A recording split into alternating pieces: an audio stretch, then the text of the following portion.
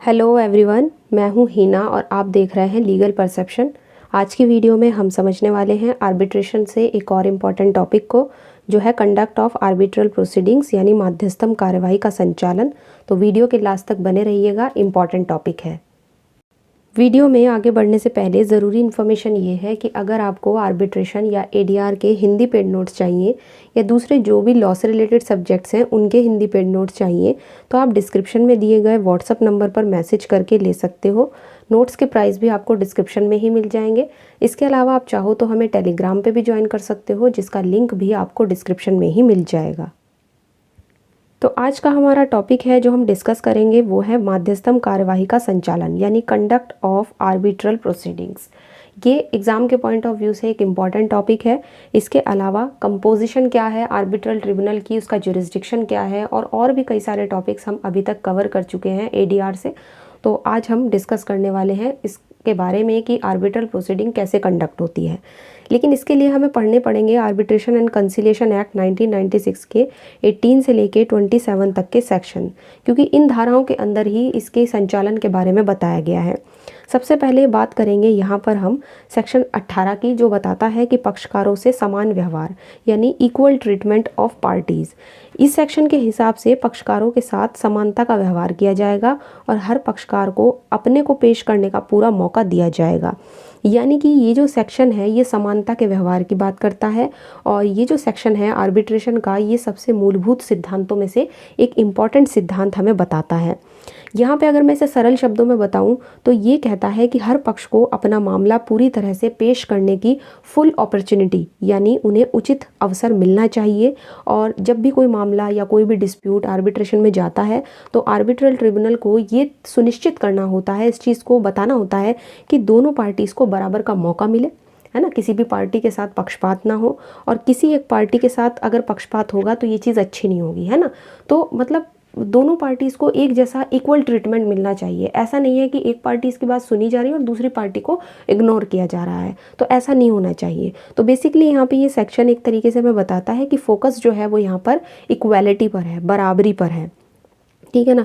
जैसे मान लो एग्जाम्पल के तौर पर ए और बी के बीच में एक कॉन्ट्रैक्ट का विवाद है ना। दोनों के बीच में कॉन्ट्रैक्ट को लेके विवाद है और मामला जो है वो आर्बिट्रेशन में जाता है। ट्रिब्यूनल क्या करता है, अगर बी को 5 गवाह पेश करने दे और ए को सिर्फ 1 गवाह पेश करने दे तो इससे क्या होगा, मतलब कोई कारण भी नहीं है कि उसे सिर्फ 1 ही गवाह पेश करने के लिए कहा जा रहा है और दूसरी पार्टी को 5 गवाह, तो ये सेक्शन 18 का उल्लंघन माना जाएगा। साथ ही यहाँ पे फुल अपॉर्चुनिटी की बात हो रही है कि पूरा अवसर जो है दोनों पार्टीज़ को मिलना चाहिए। तो यहाँ पर ये सेक्शन थोड़ा इम्पॉर्टेंट है। इसके साथ ही यहाँ पर एक केस लॉ हम देखेंगे जो है भारत संघ बनाम हिंदुस्तान डेवलपमेंट कॉरपोरेशन 1994। इस मामले में कोर्ट ने कहा कि जो पार्टीज़ हैं उनको सुनवाई का पूरी उचित सूचना मिलनी चाहिए, मतलब सुनवाई से पहले उनको पता होना चाहिए कि हाँ अब सुनवाई है, उनको पूरा मौका मिलना चाहिए। अगर ये पाया जाता है कि जो कार्रवाई है, जो प्रोसीडिंग्स चल रही हैं वो अनुचित हैं, अयुक्तियुक्त हैं और जो नेचुरल जस्टिस के जो प्रिंसिपल्स हैं उनके अगेंस्ट हैं, उनके प्रतिकूल हैं, तो यहाँ पे आर्बिट्रेटर का निर्णय खुद ही उस पर एक प्रश्न चिन्ह लग जाएगा। मतलब वो खुद ही क्वेश्चन में आ जाएगा कि आर्बिट्रेटर ने जो जजमेंट दिया है, जो डिसीजन दिया है वो कहीं गलत तो नहीं दिया। तो इस तरीके से उनका यहाँ पे जो अवार्ड होता है, जिसको हम कहते हैं कि आर्बिट्रेटर ने जो भी डिसीजन दिया है वो अवार्ड कहलाता है, तो वो अवार्ड भी यहाँ पर अपास्त किए जाने योग्य होगा। तो ऐसा कोर्ट ने यहाँ पे बोला। तो इस तरीके से ये जो सारी चीज़ें होती हैं, ये जो सेक्शन है ये एक तरीके से यहाँ पर इक्वालिटी की बात कर रहा है। नेक्स्ट आता है सेक्शन नंबर 19, मतलब जो धारा 19 है वो बात करती है यहाँ पे प्रक्रिया के नियमों के अवधारण के बारे में। ये प्रोसीजर के बारे में हमें बता रही है। इसमें कई सारे सबसेक्शन दिए हुए हैं, जिसमें पहला ये बताया गया है कि मध्यस्थम अधिकरण जो सिविल प्रक्रिया संहिता है और जो भारतीय साक्ष्य अधिनियम है उससे बाउंड नहीं है। यानी जो आर्बिट्रल ट्रिब्यूनल है वो सिविल प्रोसीजर कोड 1908 और इंडियन एविडेंस एक्ट, है ना, अब तो 2023 वाला हो गया भारतीय साक्ष्य अधिनियम, तो उसके नियमों से बाउंड नहीं है। ठीक, तो क्योंकि देखो अदालत में तो जैसी जो सख्त प्रक्रिया चलती है, जो स्ट्रिक्ट प्रोसीजर चलता है, वो ऐसा आर्बिट्रेशन में नहीं चलता। अपने तरीके से आर्बिट्रेशन में जो है वो प्रोसीजर को फॉलो किया जाता है, ठीक है ना। अब यहाँ पे नेक्स्ट आता है कि पक्षकार कार्यवाही के संचालन के लिए मध्यस्थम अधिकरण द्वारा जो भी फॉलो की गई प्रोसीजर है उस पर सहमत होने के लिए स्वतंत्र हैं। मतलब जो पार्टीज़ हैं वो आपस में सहमति से आर्बिट्रेशन की प्रक्रिया को तय कर सकते हैं, ठीक, दोनों पार्टीज़ पहले से ही तय कर सकते हैं कि आर्बिट्रेशन किस नियम से चलेगा, इसमें ये कहा गया है, मतलब पार्टीज़ बिल्कुल फ्री है। ठीक, जैसे मान लो कंपनी एक्स है और एक कंपनी है वाई। अब ये दोनों कंपनी कॉन्ट्रैक्ट करते समय लिखते हैं कि आर्बिट्रेशन जो है वो ऑनलाइन हियरिंग से होगा, मतलब ऑनलाइन जो है उसमें बातचीत होगी और एविडेंस जो होंगे वो डॉक्यूमेंट के आधार पर होंगे। तो जो ट्रिब्यूनल है वो उसी प्रोसीजर को फॉलो करेगा जैसा पार्टीज मतलब यहाँ पे सहमत हैं, अग्री करती हैं एक ही बात पर। करार के विफल होने पर मध्यस्थम अधिकरण उसी ढंग से कार्यवाही का संचालन करेगा जैसा वो उपयुक्त समझता है। तो अगर पार्टी आपस में प्रक्रिया तय नहीं करते हैं तो आर्बिट्रल ट्रिब्यूनल खुद यहाँ पे प्रक्रिया को तय कर सकता है। ठीक, तो ये भी यहाँ पे बताया है कि अपनी सुविधा के हिसाब से वो प्रोसीजर को तय कर सकता है। मध्यस्थम अधिकरण की शक्ति में किसी भी साक्ष्य की ग्राह्यता, सुसंगतता, तात्विकता और महत्व के निर्धारण की शक्ति भी शामिल है। तो यहाँ पे ये बताया गया है कि जो भी ट्रिब्यूनल है वो ये तय कर सकता है कि कौन सा एविडेंस स्वीकार करना है और उसकी क्या अहमियत होगी, तो वो सारी चीज़ें है ना। ट्रिब्यूनल को ये राइट है कि कौन सा सबूत मान्य होगा, कौन सा सबूत कमज़ोर है, किस एविडेंस को ज़्यादा महत्व देना है, तो वो सारी चीज़ें यहाँ पर देखी जाती हैं। अब लास्ट में हम डिस्कस करेंगे एक केस लॉ। केस लॉ यहाँ पे सुंदरलाल बनाम दिल्ली विकास प्राधिकरण का देखेंगे, 1994 का केस लॉ है। इस मामले में कोर्ट ने कहा कि इस सेक्शन में ये बताया गया है, ये जो सेक्शन 19 है, कि जो आर्बिट्रल ट्रिब्यूनल है वो अपनी प्रोसीजर में, मतलब जो भी वो प्रोसीजर अपनाएंगे, जो भी कार्रवाई होगी उसमें सिविल प्रोसीजर कोड और जो भारतीय साक्ष्य अधिनियम है उसका पालन करने के लिए बिल्कुल बाउंड नहीं है। इसके दो कारण हैं कोर्ट ने जो यहाँ पे बताए। पहला कारण ये है कि जो मध्यस्थम अधिकरण है उनका जो कंपोजिशन है वो एक करार में होने के कारण, मतलब एक एग्रीमेंट में होने के कारण पक्षकारों के द्वारा, जो पार्टीज़ हैं उनके द्वारा एग्रीमेंट में सहमत हुए प्रोसीजर के अकॉर्डिंग कार्य करना होता है। और अगर पार्टीज़ किसी निश्चित प्रोसीजर के लिए सहमत नहीं हैं तो जो आर्बिट्रेटर है वो ऐसी प्रक्रिया अपनाएंगे जो वो ठीक समझते हैं। दूसरा कारण इन्होंने बताया कि जो सीपीसी है और जो साक्ष्य अधिनियम है उसके जो उपबंध है वो केवल जुडिशियल प्रोसीडिंग्स के प्रति लागू होती है, मतलब वो प्रोसीडिंग जो कोर्ट में चलती है। तो कोर्ट में चलने वाली प्रोसीडिंग्स पर इनके प्रावधान लागू होते हैं, चाहे वो सीपीसी हो या हमारा साक्ष्य अधिनियम हो। लेकिन आर्बिट्रेशन जो कार्यवाहियाँ होती हैं, जो आर्बिट्रेशन का जो प्रोसीडिंग्स होती हैं वो न्यायिक कार्यवाहियाँ नहीं होती हैं, केवल यहाँ पे इन्होंने बताया कि अर्ध न्यायिक, यानी जो क्वासी जुडिशियल होता है ना उसके स्वरूप की होती हैं, उसकी तरह से होती हैं। तो मध्यस्थम अधिकरण को सिविल प्रक्रिया संहिता और जो साक्ष्य अधिनियम है उसके प्रोविज़न से आप नहीं बांध सकते, तो उससे मुक्त रखने का यहाँ पे उद्देश्य है, इसलिए इनको उनसे बाउंड नहीं रखा गया है। तो ये सारी चीज़ें यहाँ पे कोर्ट ने कही, इसलिए थोड़ा इंपॉर्टेंट केस है इस सेक्शन के हिसाब से। नेक्स्ट आता है मध्यस्थम का स्थान। ये बताता है कि आर्बिट्रेशन का प्लेस, उसकी जगह, उसके स्थान के बारे में। तो यहाँ पे बताया गया है कि पक्षकारों को मध्यस्थम के स्थान पर करार करने की स्वतंत्रता होती है, मतलब पार्टीज़ जो होती हैं वो आर्बिट्रेशन की जगह को तय कर सकती हैं अपने किससे, आपसी सहमति से, अपने म्यूचुअल अग्रीमेंट से। विवाद में शामिल जो भी पार्टीज़ हैं वो पहले से ही तय कर सकते हैं कि आर्बिट्रेशन किस शहर और किस जगह पे होगा। ठीक, जैसे मान लो कंपनी ए दिल्ली की है और कंपनी बी कहाँ की है, मुंबई की है। अब दोनों कॉन्ट्रैक्ट में लिखते हैं कि आर्बिट्रेशन जो है वो दिल्ली में होगा, तो आर्बिट्रेशन की कार्रवाई दिल्ली में होगी। ठीक, इस तरीके से। नेक्स्ट आता है मध्यस्थम के स्थान का अवधारण पक्षकारों की सुविधा सहित मामले की परिस्थितियों को ध्यान में रखते हुए ही ट्रिब्यूनल के द्वारा किया जाएगा। तो अगर पार्टीज आर्बिट्रेशन का स्थान तय नहीं करती हैं तो जो ट्रिब्यूनल है वो खुद ही स्थान तय कर सकता है, खुद ही जगह तय कर सकता है। जैसे मान लो अगर कॉन्ट्रैक्ट में आर्बिट्रेशन की जगह नहीं लिखी है तो जो ट्रिब्यूनल है वो परिस्थितियों के हिसाब से जगह तय करेगा, है ना। और इस जगह को तय करते हुए दोनों पार्टीज़ की कन्वीनियंस का ध्यान रखा जाएगा, जो गवाह हैं वो कहाँ पर हैं, सबूत कहाँ पे उपलब्ध हैं, इन सब चीज़ों को यहाँ पे देखा जाता है।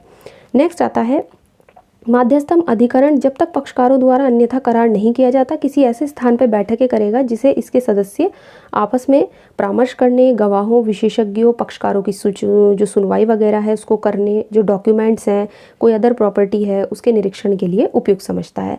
तो ये बात करता है इसकी बैठकों के बारे में कि जो ट्रिब्यूनल है वो किसी भी स्थान पर अपनी मीटिंग, अपनी बैठकें कर सकता है, भले ही आर्बिट्रेशन का ऑफिशियल प्लेस कुछ भी हो, है ना। और इस मीटिंग का पर्पज़ ये होता है कि गवाहों से पूछताछ होती है, डॉक्यूमेंट की जांच होती है, दोनों पार्टीज से चर्चा, उनसे डिस्कशन होता है। तो यहाँ पर ये सब चीज़ें बताई गई हैं।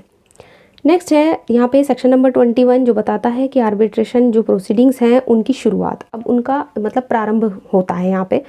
तो जब तक पार्टीज़ के बीच में कोई और अदर एग्रीमेंट ना हो तब तक विशिष्ट विवाद से संबंधित जो भी यहाँ पे आर्बिट्रेशन कार्रवाइयाँ हैं वो उस तारीख से शुरू होती हैं जिस तारीख को उस डिस्प्यूट को मध्यस्थम को निर्देशित करने के लिए अनुरोध जो है वो यहाँ पर प्राप्त होता है। तो कहने का मतलब ये है कि ये कमेंसमेंट ऑफ आर्बिट्रल प्रोसीडिंग्स के बारे में बता रहा है सेक्शन। और जब एक पार्टी दूसरी पार्टी को डिस्प्यूट को आर्बिट्रेशन को भेजने के लिए रिक्वेस्ट करती है या अनुरोध करती है, तो दूसरी पार्टी वो रिक्वेस्ट रिसीव कर लेती है।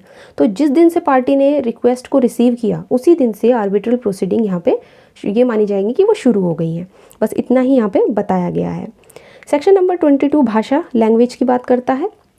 यहाँ पे हमें देखना है कि देखो किस तरीके से यहाँ पे बताया गया है कि माध्यस्थम की कार्यवाही की भाषा मतलब उसकी प्रोसीडिंग्स की लैंग्वेज क्या होगी। तो यहाँ पे पक्षकारों को माध्यस्थम कार्यवाही से मुक्त की जाने वाली भाषा और भाषाओं पर करार करने की स्वतंत्रता होती है। मतलब आर्बिट्रेशन की कार्यवाही में कौन सी भाषा प्रयोग होगी ये पार्टीज की आपसी सहमति से तय की जाती है। विवाद में शामिल होने वाली जो डिस्प्यूटेड जो दोनों पार्टीज हैं वो ये तय कर सकते हैं कि आर्बिट्रेशन की सुनवाई और उसके डॉक्यूमेंट जो हैं वो किस भाषा में होंगे।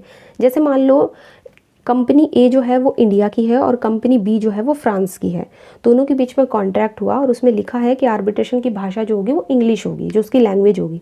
तो पूरी की पूरी जो आर्बिट्रेशन का जो प्रक्रिया है, जो उसका प्रोसीजर है, उसमें चाहे सुनवाई की बात हो, चाहे डॉक्यूमेंट की बात हो, चाहे गवाहों के बयान हो, वो सब यहाँ पे इंग्लिश में होंगे।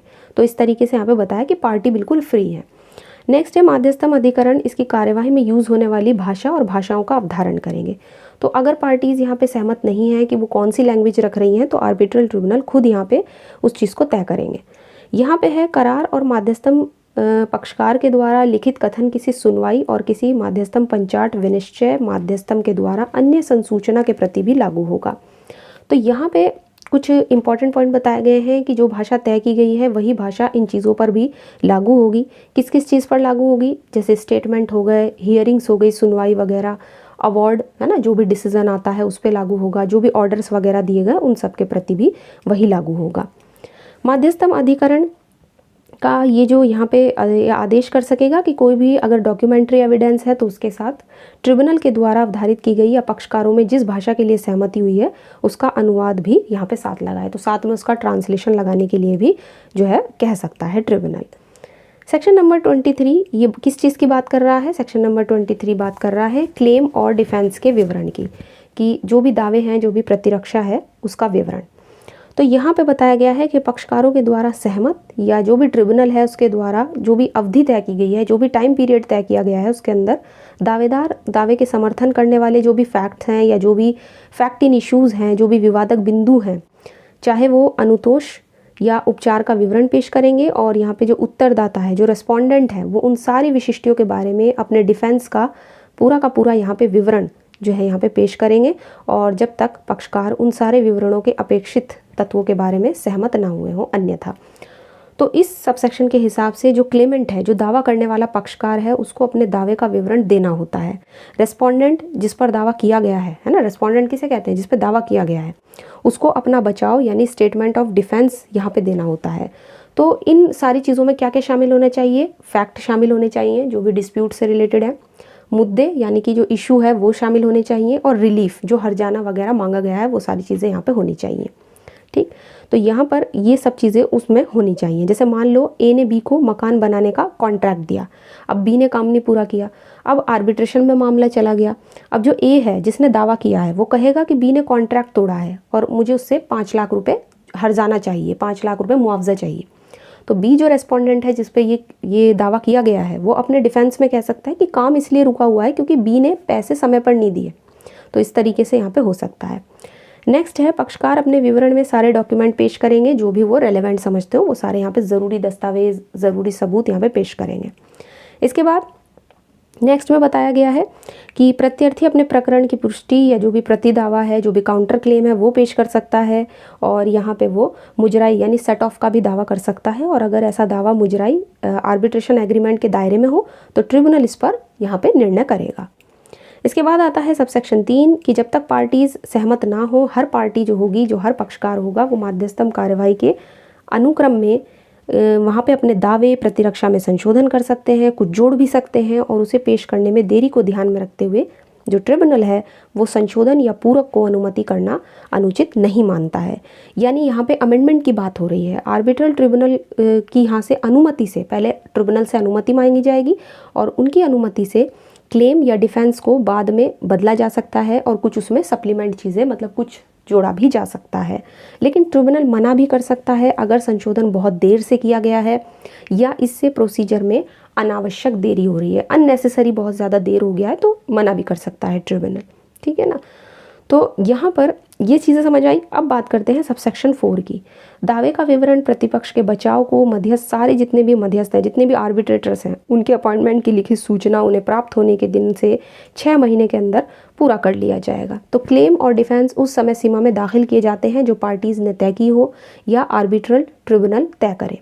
आर्बिट्रल ट्रिब्यूनल कह सकता है कि क्लेम 30 दिन में दाखिल करो और डिफेंस अगले 30 दिन में, या फिर डिफेंस को अगले 30 दिन में दाखिल करो। तो यहाँ पे 30 दिन का एक तरीके से, मतलब इस तरीके से वो दे सकता है। लेकिन जो दावे का विवरण है यहाँ पर और जो नियुक्ति के लिए लिखित सूचना है वो यहाँ पे 6 महीने के अंदर जो है वो यहाँ पे पूरा किया जाएगा। बात कर लेते हैं सेक्शन नंबर 24। सुनवाई और लिखित कार्यवाही की बात करता है, किसकी? हियरिंग की और रिटिन प्रोसीडिंग्स की। और ये सेक्शन बताता है कि आर्बिट्रेशन की जो भी कार्यवाहियाँ हैं वो किस तरीके से चलेंगी। क्या वो ओरल हियरिंग यानी मौखिक सुनवाई होगी या फिर डॉक्यूमेंट के आधार पर होगी। तो यहाँ पर इसमें बताया गया है कि जो फर्स्ट है, इसका जो पहला सबसेक्शन है वो कहता है कि जब तक पक्षकारों ने अन्यथा करार ना किया हो, मतलब जब तक उन्होंने कोई अलग से एग्रीमेंट ना किया हो, तब तक जो ट्रिब्यूनल है वो ये तय करेगा कि साक्ष्य के प्रस्तुतिकरण के लिए या मौखिक तर्क के लिए मौखिक सुनवाई की जाए या कार्यवाही का संचालन दस्तावेजों या अन्य सामग्रियों के आधार पर किया जाएगा। तो यहाँ पे जो तय करेगा वो आर्बिट्रल ट्रिब्यूनल तय कर सकता है कि मौखिक सुनवाई होगी, केवल डॉक्यूमेंट और रिटन सबमिशन के आधार पर ही यहाँ पे फैसला होगा। लेकिन अगर मान लो कोई भी पार्टी है उसने मौखिक सुनवाई की मांग की है तो ट्रिब्यूनल को सुनवाई यहाँ पे करनी होगी। ठीक, जैसे मान लो ए और बी के बीच कॉन्ट्रैक्ट का डिस्प्यूट है। अब यहाँ पे ट्रिब्यूनल कहता है कि वो केवल डॉक्यूमेंट देखकर फैसला करेगा, लेकिन बी कहता है कि उसे तो ओरल हियरिंग चाहिए, तो ट्रिब्यूनल को सुनवाई यहाँ पे करनी पड़ेगी। ठीक, यहाँ पे परंतु भी दिए गए हैं कि पक्षकार के निवेदन पर वही बात है कि युक्त चरण में मौखिक सुनवाइयाँ करेगा जब तक पार्टीज इस बात से सहमत हो कि मौखिक सुनवाई नहीं की जाएगी। ठीक, तो यहाँ पे ओरल भी हो सकती है। और उसके अलावा सेकंड यहाँ पे दिया गया है कि साक्ष्य की प्रस्तुति का दिन प्रतिदिन के आधार पर मौखिक बहस के लिए जो मध्यस्थम अधिकरण है वो मौखिक सुनवाई करेगा जब तक कोई सफिशिएंट रीज़न ना दिख जाए, स्थगन स्वीकार नहीं करेगा, मतलब एडजॉर्नमेंट नहीं करेगा, और बिल्कुल पर्याप्त कारण के बिना सुनवाई का स्थगन चाहने वाले पक्षकार के बाद खर्च जो भी हो उसको अधिरोपित कर सकता है, मतलब कोस्ट वगैरह वो यहाँ पर तय कर सकता है।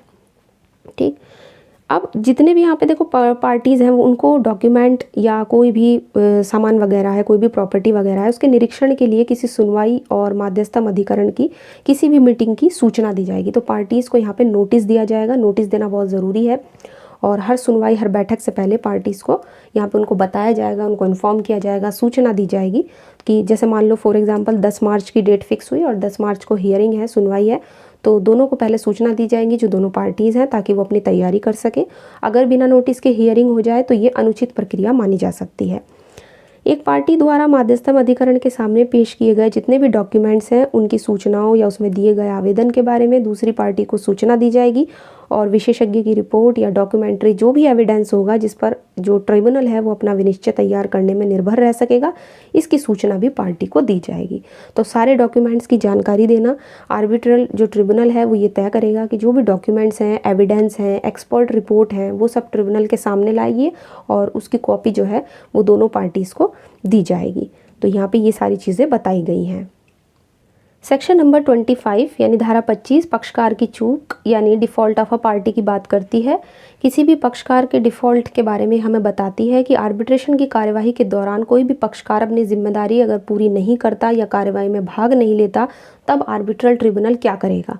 तो जब तक पार्टीज़ में अन्यथा करार ना हो, मतलब जब तक उनमें अलग से कोई एग्रीमेंट ना हो, जहाँ सफिशिएंट रीज़न दिए बिना, मतलब कोई पर्याप्त कारण दिए बिना जो दावेदार है, जो क्लेमेंट है, वो सेक्शन 23 के हिसाब से अपने दावे का विवरण संसूचित करने में फेल हो जाता है।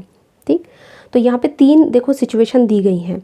अगर क्लेमेंट जो दावा करता है वो अपना स्टेटमेंट ऑफ क्लेम जो है वो तय समय पर नहीं देता तो यहाँ पे आर्बिट्रल ट्रिब्यूनल कार्यवाही ख़त्म कर सकता है, मतलब जो प्रोसीडिंग चल रही है उनको टर्मिनेट कर सकता है।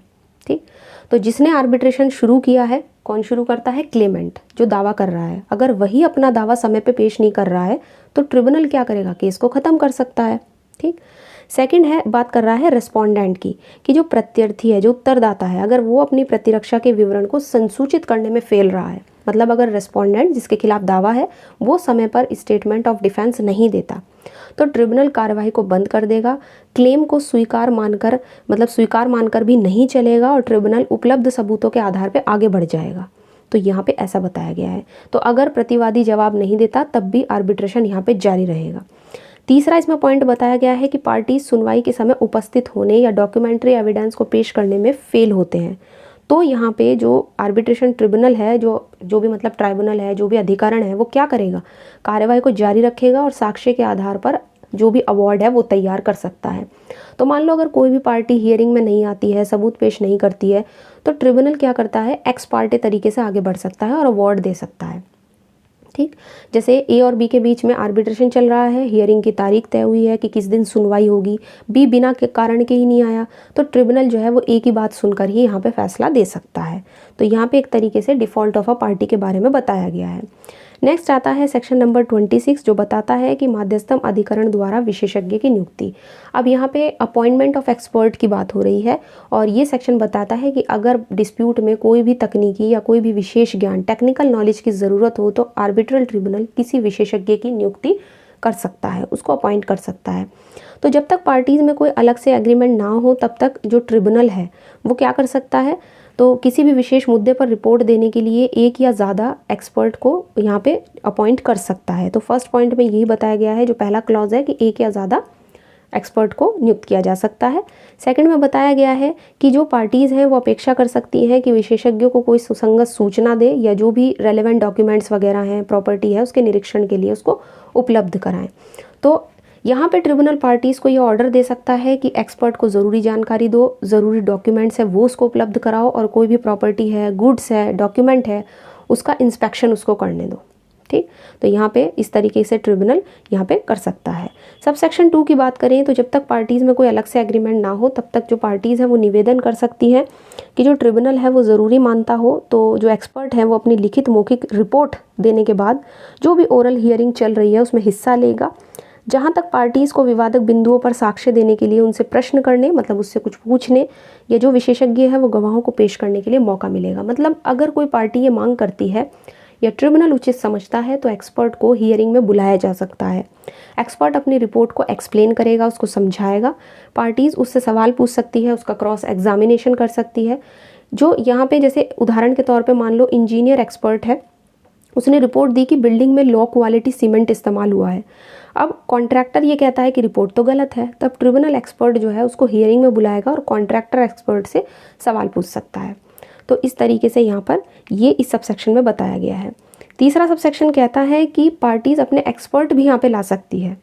तो यहाँ पे पार्टीज़ को ये राइट है कि वो निजी एक्सपर्ट विटनेस भी यहाँ पे पेश कर सकती है। अगर ट्रिब्यूनल ने इंजीनियर एक्सपर्ट नियुक्त किया है तो कॉन्ट्रैक्टर भी अपना प्राइवेट इंजीनियर एक्सपर्ट ला सकता है जो ट्रिब्यूनल के एक्सपर्ट की रिपोर्ट को चुनौती दे सकता है। ठीक, तो अपनी रिपोर्ट तैयार करने के लिए यहाँ पे वो प्रदाय किया गया है। नेक्स्ट आता है सेक्शन नंबर 27। ये बात कर रहा है कि कोर्ट की सहायता से साक्ष्य प्राप्त करने के बारे में। मतलब ये सेक्शन हमें बताता है कि किस तरीके से आर्बिट्रल ट्रिब्यूनल या किसी पार्टी को अगर एविडेंस लेने में कठिनाई हो तो वो कोर्ट की मदद ले सकते हैं। तो यहाँ पे बताया गया है इस सेक्शन के, अगर हम मेन पर्पस की बात करें तो ये जो होता है, ट्रिब्यूनल के पास कोर्ट जैसी पावर तो देखो होती नहीं है। इसलिए जब गवाह को बुलाना, डॉक्यूमेंट मंगवाना या एविडेंस लेना ज़रूरी हो तो ट्रिब्यूनल कोर्ट की सहायता ले सकता है। कोर्ट की सहायता लेने के राइट के बारे में पहले में बताया गया है कि आर्बिट्रल ट्रिब्यूनल या किसी पार्टी की एप्लीकेशन पर ट्रिब्यूनल की अनुमति से कोर्ट से एविडेंस लेने में यहाँ पे मदद मांगी जा सकती है। ट्रिब्यूनल जो है वो खुद भी कोर्ट की मदद ले सकता है या कोई पार्टी है वो ट्रिब्यूनल की परमिशन के लिए कोर्ट में आवेदन कर सकती है। ठीक, जैसे ए और बी के बीच कॉन्ट्रैक्ट का डिस्प्यूट है और एक महत्वपूर्ण गवाह है सी। अब लेकिन वो आर्बिट्रेशन हियरिंग में आने से मना कर देता है, तब ट्रिब्यूनल क्या करती है, कोर्ट से रिक्वेस्ट करेगा कि आप जो है वो सी को गवाह के लिए बुला लो, मतलब सी को गवाह के लिए बुलाया जाए। सेकंड में बताया गया है कि उस आवेदन में क्या क्या चीज़ें होंगी। तो उस आवेदन में पार्टीज़ के नाम और पते होंगे, आर्बिट्रेटर का नाम और पता होगा, दावे की साधारण प्रकृति, मतलब विवाद का जो भी विषय होगा, सब्जेक्ट मैटर वगैरह होगा, वो सब होगा, है ना। जो भी एविडेंस वगैरह की ज़रूरत है वो सारी चीज़ें होंगी। और यहाँ पे बताया गया है कि गवाह या विशेषज्ञ के रूप में सुने जाने के लिए किसी व्यक्ति का नाम, साक्ष्य की विषय वस्तु का विवरण, डॉक्यूमेंट वगैरह, उस प्रॉपर्टी का विवरण होगा। ये सारी चीज़ें उसमें होने वाली हैं जो भी एप्लीकेशन डाली जाती है। साथ ही इसमें बताया गया है कोर्ट की पावर के बारे में कि कोर्ट उसी तरीके से एविडेंस लेने में मदद करेगा जैसे सिविल सूट में करता है। ठीक, तो यहाँ पे साक्ष्य को ग्रहण करने के लिए उसके नियमों के लिए आदेश करके निवेदन का निष्पादन करेगा कि साक्ष्य को सीधे माध्यस्थम अधिकरण के सामने यहाँ पे पेश किया जाए। तो यहाँ पे कोर्ट की पावर एक तरीके से बताई गई है। इसके बाद आता है सबसेक्शन 4 जो ये कहता है कि न्यायालय आदेश पारित करते समय गवाहों को वैसी ही आदेशिका जारी करेगा जैसी वह ट्रायल में किए गए वादों में जारी कर सकता है। तो इस सबसेक्शन में कुछ इतना ज़्यादा इम्पोर्टेंट नहीं बताया गया है, बस यही बताया गया है कि कोर्ट जिस टाइम पे ऑर्डर पारित करता है वो गवाहों को वही सारी आदेशिकाएं जारी कर सकता है जैसा वो ट्रायल में किए गए वादों में जारी कर सकता है। इसके बाद आता है सबसेक्शन 5 जो कहता है कि जो व्यक्ति जारी आदेशिका के अनुसरण में उपस्थित रहने में विफल रहता है और अन्य चूक करता है या अपना साक्ष्य अपनी तरफ से एविडेंस देने से इनकार करता है या ट्रिब्यूनल की कार्यवाही के संचालन के दौरान, मतलब जिस टाइम पे ट्रिब्यूनल की प्रोसीडिंग्स चल रही है उस दौरान ट्रिब्यूनल की किसी अवमानना का दोषी है, मतलब कंटेम्प्ट करता है, जैसे कंटेम्प्ट ऑफ कोर्ट होता है ऐसे ही अगर वो ट्रिब्यूनल के साथ कंटेम्प्ट करता है, उसका दोषी है, तो वो ट्रिब्यूनल के अभ्यावेदन पर कोर्ट के ऑर्डर के द्वारा समान हानियों, जो भी नुकसान हुआ है या जो भी पेनल्टीज़ है, जो भी पनिशमेंट है उसके अधीन होगा, जैसा कि वो कोर्ट के सामने ट्रायल किए गए वादों में समान अपराध के लिए होता।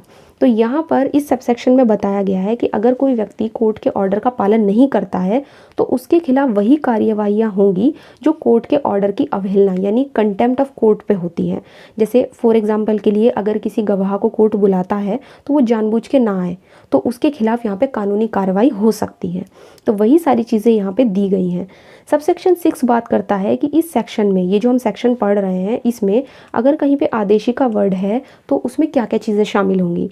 पहली चीज़ है गवाहों के परीक्षण के लिए जो भी समन या कमीशन जारी किए जाते हैं वो भी आदेशिका है, और दूसरा है डॉक्यूमेंट को पेश करने के लिए जो समन निकाले जाते हैं वो भी यहाँ पे आदेशिका होगी। तो यहाँ पर ये जितनी भी चीज़ें बताई गई हैं कि आर्बिट्रल प्रोसीडिंग्स का कंडक्ट कैसे होगा, उसके कंडक्ट में कौन कौन से प्रोसीजर को फॉलो किया जाएगा, और सेक्शन नंबर 18 से लेके 27 तक के जो प्रोविजंस हैं वो पढ़ने इसलिए ज़रूरी है क्योंकि पूरा का पूरा हमें प्रोसीडिंग्स बताती हैं एक तरीके से, और प्रोसीडिंग्स में जो भी लीगल प्रोविजंस होते हैं वो हमें पता होने चाहिए। तो आज की वीडियो में जो भी हमने टॉपिक समझा है ये हमारा बहुत ही इंपॉर्टेंट टॉपिक है आपके एग्ज़ाम के पॉइंट ऑफ व्यू से। तो अगर वीडियो अच्छी लगी है इसको लाइक कीजिए, शेयर कीजिए, और चैनल पे नए हैं तो इसको सब्सक्राइब कर लीजिए। इसके अलावा आप हमें टेलीग्राम पे भी ज्वाइन कर सकते हो जिसका लिंक आपको डिस्क्रिप्शन में मिल जाएगा। तो आज की वीडियो में इतना ही, मिलते हैं नेक्स्ट वीडियो में।